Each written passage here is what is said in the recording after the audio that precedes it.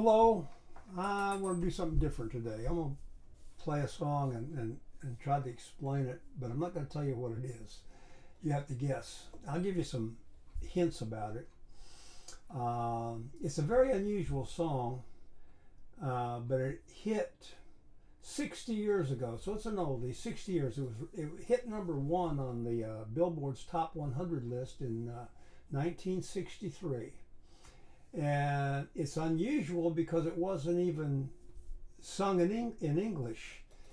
It was it originated. This will give it away probably. It came from Japan, and it hit number one in Japan. It was released in Japan in 1961, recorded and released in Japan in 1961. But it grew and it hit number one. Besides in Japan, it reached number one in many places like Australia, New Zealand, Norway, of course, United States. It only made it to number two in other countries like West Berlin or West Germany and Canada. But it became one of the top selling singles in the world, in the history of the world. It sold over 13 million copies worldwide.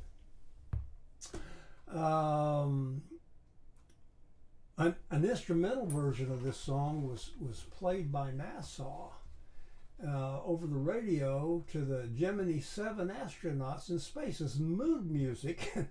So it became one of the first pieces of music that was sent by humans into space. In 1999, Japan issued a postage stamp in commemoration of this song, and the price of this, it was a 50 yen postage stamp. Now I have no idea what that is in dollars, so don't ask me, but it was a 50 yen postage stamp that came out in 1999 in Japan. In 2021, this song was remixed and played in the closing ceremonies of the Olympic Games in Tokyo, which, if you remember, they were delayed because of that COVID-19 restriction in 2020. If you guess what it is yet,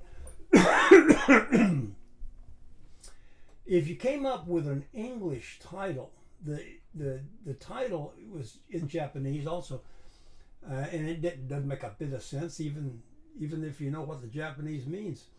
But if you came up with an English title, it would be "I Look Up as I Walk." And the song is really about, even though you can't understand the words unless you speak Japanese, it's about a young man who was walking, looking up at the moon at night and feeling really lonely because he missed his girlfriend. I don't know why she ran off with some other guy. I don't know what it was. But he missed his girl, and he was kind of, feeling lonely, and he looked up as he walked and was just feeling sad. And like I said, it was released and recorded in Japan in 1961, but it grew to be number one all over the world and topped the charts. It was recorded by a Japanese crooner by the name of Kayu Sokomoto, and it had a full, beautiful orchestra, accompaniment, played with an orchestra. And of course, and I'll tell you what. Well, if you haven't guessed by now, the song is called Sukiyaki, which doesn't make a bit of sense because sukiyaki is a something that you eat. It's something you can find recipes online about some kind of beef sukiyaki dish that you can cook. So I have no idea why they called it that. But it's about a young man who's walking along and looking at the moon and feeling lonely. And don't ask me how they come up with sukiyaki, but that was the name of it. It, like I said, it was recorded with this beautiful orchestra arrangement, a full orchestra, and all I have is this 6-string guitar. It only has 6 strings, and I'm not even sure that all of them are in tune. But I might not play all the right notes, and I might get some of the chords wrong. But I'll play it and what I hear and let you decide, and I'll try to explain how I did it, not necessarily the way you're supposed to. Okay, but it's sukiyaki.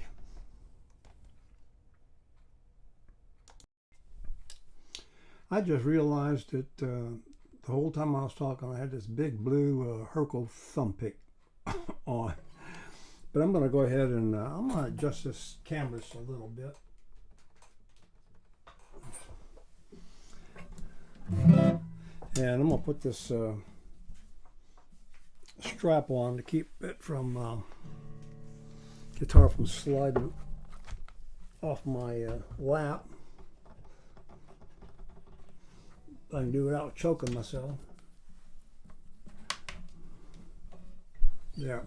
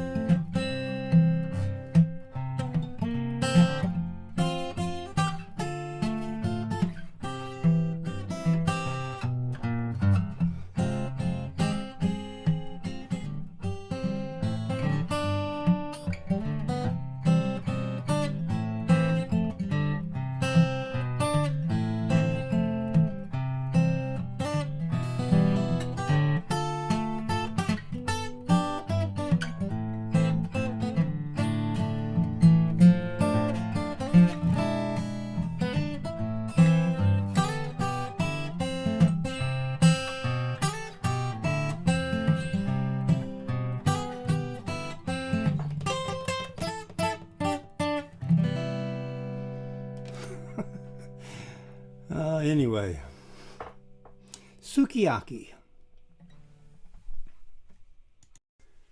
Okay, like I said, I don't know if I had all the notes right or if I had the chords right, but this is the way I heard it and the way I interpret it.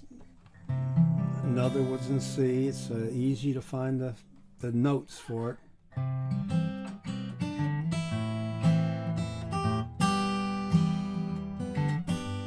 That's the introduction to it. All I'm doing is walking that C note on the bass down to a B note and getting this on the B string. Let's see. It goes to A minor, E minor, and then G to resolve it, and then it's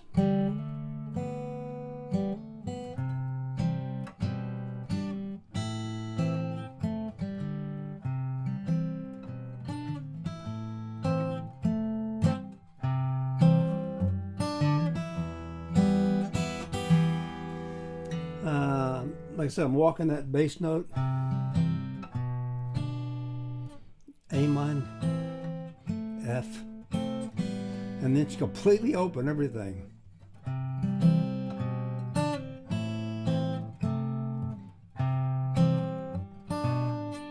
Then it goes to E minor.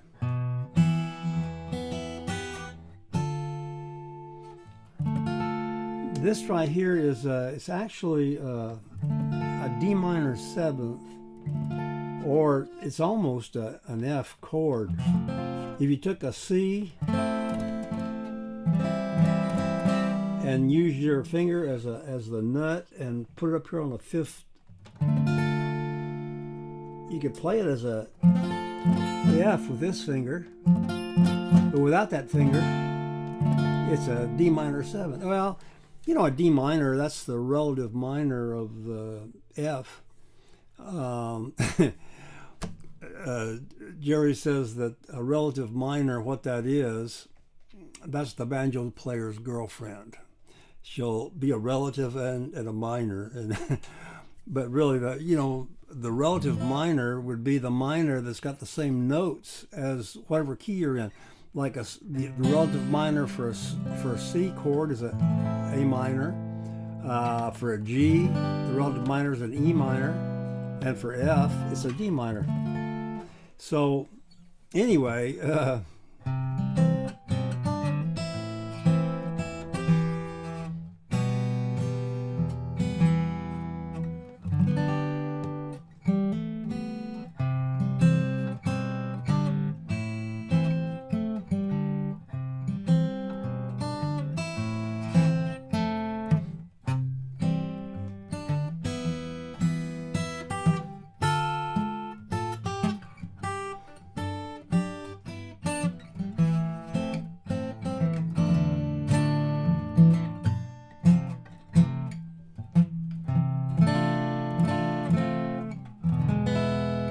Now, that's kind of pretty. You're going to a D minor. And simply by adding those fingers, you're changing it from a D minor to an F6. And the little finger kind of stays there on that B string on the 3rd fret. You play A minor. Okay, let me turn this way. I like kind of what and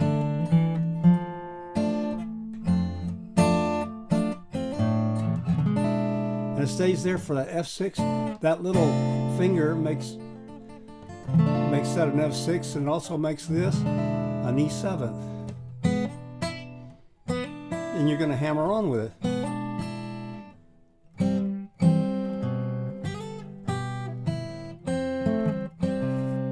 And that's the only weird thing. You got to go.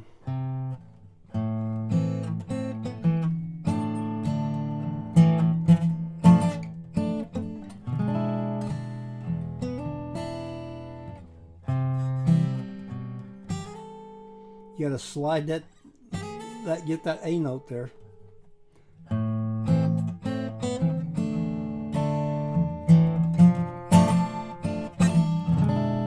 like to just play the chord there.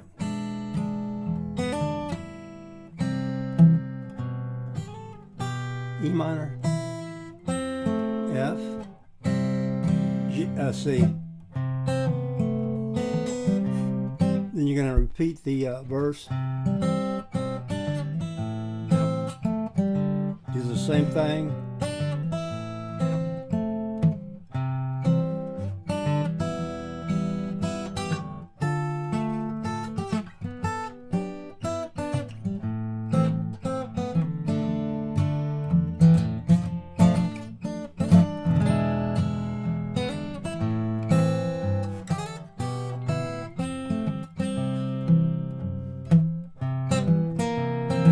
You're going to go to a C7 for the bridge.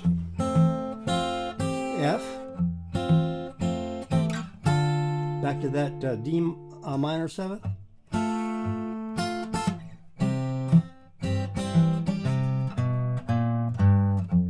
You're going to walk this bass down to an F minor.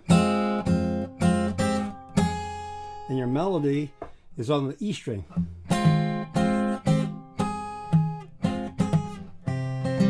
E or C,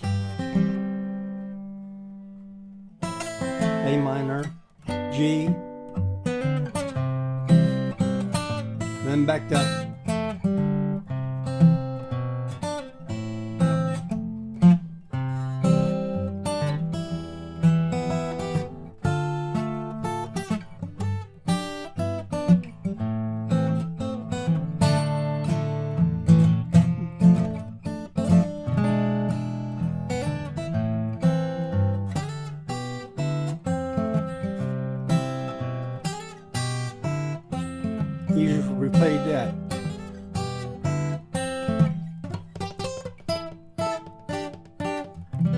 And that's just a, you kind of mute those. And then hit a C major 7th, which is, you play that B open with that, or you can play it there, or you can play it all the way up here. Anyway, just this is the C position here, these 2 fingers.